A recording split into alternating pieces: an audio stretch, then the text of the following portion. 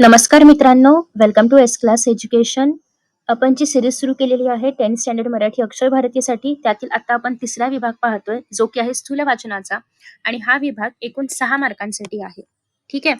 आता या विभागामध्ये 3 प्रश्न असतात आणि या 3 पैकी कोणतेही 2 तुम्हाला सोडवायचे असतात. तुम्हाला सगळ्यांना माहिती आहे, स्थूल वाचनामध्ये तुम्हाला स्वतःला उत्तरं लिहायची असतात. तुम्हाला कुठल्याही प्रकारचा पॅसेज वगैरे दिला जात नाही. स्थूल वाचनाचे जे पाठ आहेत, तर त्या पाठांपैकी तुम्हाला कोणत्याही 3 पाठांवरती प्रश्न येतील आणि त्या तिघांपैकीही तुम्हाला कोणतेही 2 सोडवायचे आहेत. आता चान्सेस आहेत की यावर्षी व्युत्पत्ती कोश चा जो पाठ आहे त्याच्यावरती प्रश्न येऊ शकतात, कारण मागच्या वेळी त्याच्यावरती प्रश्न नव्हते आले मागच्या पेपरमध्ये. सो त्याच्यामुळे व्युत्पत्ती कोशावरती तुम्हाला थोडंसं जास्त फोकस करायचं आहे, कारण 2023 मध्ये किंवा त्याच्या आधीही याच्यावरती प्रश्न नव्हता विचारला गेला. सो चान्सेस आहेत की यावर्षी येतील प्रश्न त्याच्यावरती. सो आता इथे प्रश्न काय आहे की तुम्हाला व्युत्पत्ती कोशाचं कार्य लिहायचंय. आता हे लिहित असताना तुम्हाला मुद्द्यानुसार उत्तर लिहायचंय. 3 मार्कासाठी जेव्हा तुम्ही याचं उत्तर लिहिणार आहात, तेव्हा ऍटलिस्ट एक्सपेक्टेड आहे की तुम्ही 8 ते 9 ओळींपेक्षा जास्त उत्तर लिहिलं पाहिजे. आता एवढं लिहिण्यासाठी वेळ कुठून आणायचा, तर तो तुम्हाला मॅनेज करावा लागेल. कारण 3 मार्कांसाठी तुम्ही फक्त 4 ओळी लिहिल्यात तर तुम्हाला 1च मार्क मिळेल. 4 ते 6 ओळी लिहिल्यात तर ऍटलिस्ट 2 मार्क तरी मिळतील. पण 8 ओळी किंवा 8 पेक्षा जास्त 10 ओळी वगैरे उत्तर लिहिलं तर तुम्हाला कुठे 2.5 किंवा 3 मार्क्स मिळू शकतात. ठीक आहे. So now you can decide की तुम्हाला किती मार्क्स हवे आहेत. सो उत्तर लिहिताना काय करायचं आहे, सगळ्यात पहिल्यांदा व्युत्पत्ती कोश म्हणजे काय हे तुम्ही लिहू शकता. ठीक आहे. व्युत्पत्ती कोश म्हणजे काय, त्याची एक डेफिनेशन आहे ना, तर ती तुम्ही लिहू शकता. ठीक आहे. हा असेल तुमचा पहिला मुद्दा किंवा पहिला पॉइंट. आफ्टर दॅट नेक्स्ट आहे, आता व्युत्पत्ती कोशाचं कार्य आपण पुढील प्रमाणे सांगू शकतो किंवा पुढील प्रमाणे आहे असं करून तुम्हाला असे 2 कोलन द्यायचे आहेत. मग लिहायचं आहे. मग लिहिताना सगळ्यात पहिल्यांदा व्युत्पत्ती कोशाचं काम काय आहे, शब्दाचे जे मूळ रूप आहे तर ते पाहणे, हे झालं आपलं पहिलं काम. त्यासोबतच दुसरं काम काय आहे, तर शब्दाच्या अर्थातील जो काही बदल आहे तर तो स्पष्ट करणं. सो दॅट इज अर्थातील बदल स्पष्ट करणं. अर्थातील बदल स्पष्ट करणं. ठीक आहे. सो हे 2 मेन काम आहेत व्युत्पत्ती कोशाचे. मग एवढंच लिहायचं का, तर नाही. मूळ रूप कसं आपण दाखवतो किंवा व्युत्पत्ती कोश आपल्याला कसं सांगायला हेल्प करतं किंवा अर्थातील बदल आपण कसं व्युत्पत्ती कोशामधून शोधू शकतो, याचं तुम्हाला एक एक्झाम्पल पण द्यायचं आहे.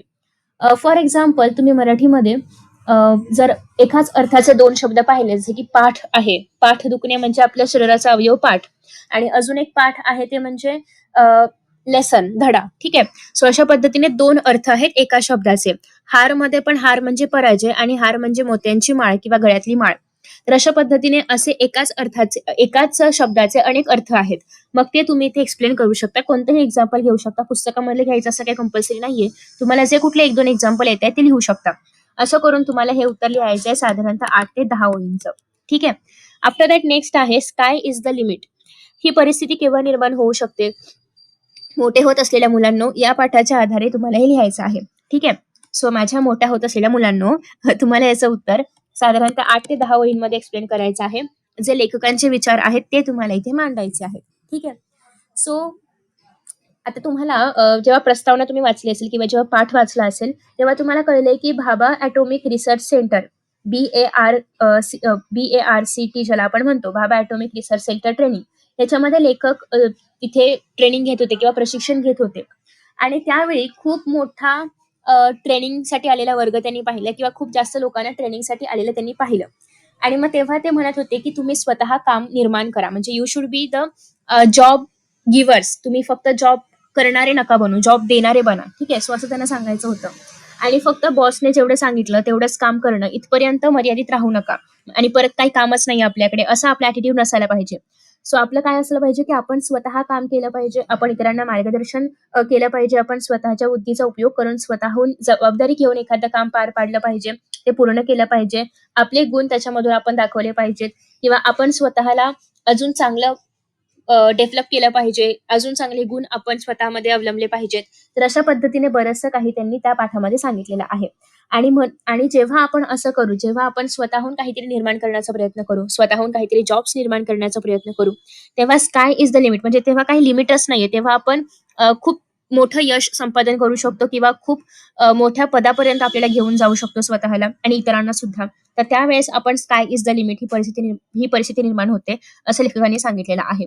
सो आता मी जे काही सांगितलं इंग्लिश मराठी मिक्स, ते तुम्हाला फक्त मराठीमध्ये लिहायचं आहे. पाठाचा संदर्भ घ्यायचा आहे आणि मग लिहायचंय. 8 ते 10 ओळी तुम्ही आरामात लिहू शकता. हवं तर थोडंफार लेखकाचं इंट्रोडक्शन पण द्या. फॉर एक्झाम्पल ते बार्कमध्ये होते ट्रेनिंगसाठी, तर तुम्ही ते पण लिहू शकता किंवा त्यांच्याबद्दल अजून थोडी इन्फॉर्मेशन बार्कशी रिलेटेड काही असेल ती पण, किंवा BRCशी रिलेटेड काही असेल ती पण तुम्ही लिहू शकता. ठीक आहे. सो हे झालं sky is the limit. Next आहे थोड्याशा पाण्यावर कसे वाढावे याचा नमुना म्हणजे कॅक्टस. सगळ्यांना कॅक्टस माहिती असेल, निवडुंग. तर ते वाळवंटामध्ये वाढतं, म्हणजे अतिशय कमी पाणी असणाऱ्या ठिकाणी वगैरे ते वाढतं. तर मग कसं वाढावं तेवढ्याशा पाण्यावरती, किंवा बिकट परिस्थिती किंवा प्रतिकूल परिस्थिती असताना आपण कसं स्वतःला अ, जगवून ठेवावं किंवा स्वतःला डेव्हलप करावं, तर असा काहीसा संदर्भ आहे कॅक्टसचा.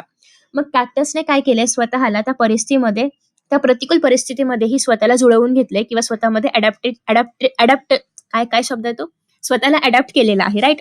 सो मग अशा पद्धतीने त्या कॅक्टसने कसं किंवा त्या निवडुंगाने कसं त्यात थोड्याशा पाण्यामध्ये पण स्वतःला अडॅप्ट करून घेतलं, तर त्या पद्धतीने आपणही कुठल्याही परिस्थितीमध्ये स्वतःला तसं अडॅप्ट केलं पाहिजे, किंवा ऍज पर द आजूबाजूची परिस्थिती कशी आहे, एन्व्हायरमेंट कसं आहे, त्यानुसार आपण स्वतःला बदललं पाहिजे. आणि त्या कॅक्टसमध्ये स्वतः असं काहीतरी मॉडिफिकेशन्स आहेत किंवा स्वतः असे काहीतरी बदल त्याने अवगत केलेले आहेत, की त्याच्यामध्ये पाण्याचा आकार मोठा नाहीये, तो काट्यांप्रमाणे आहे, म्हणजे जास्तीत जास्त पाणी वाया जाऊ नये त्याच्या शरीरामधून, असं साधारणतः त्याने स्वतःचा आकार करून घेतलेला आहे.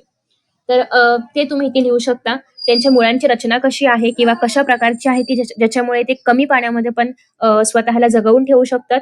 त्यासोबतच त्याची मुळं कशी पसरलेली आहेत, तर हे तुम्ही सगळं याच्यामध्ये सांगू शकता. दुष्काळ भागामध्ये किंवा ज्या ठिकाणी अजिबातच पाणी नाहीये अशा भागामध्ये पण ते कसं स्वतःला जगवून ठेवू शकतात, हे तुम्ही इथून सांगणार आहात. सो या विधानाचा अर्थ तुम्हाला स्पष्ट करायचा आहे, जो काही पाठामध्ये असेल त्याच्यानुसार.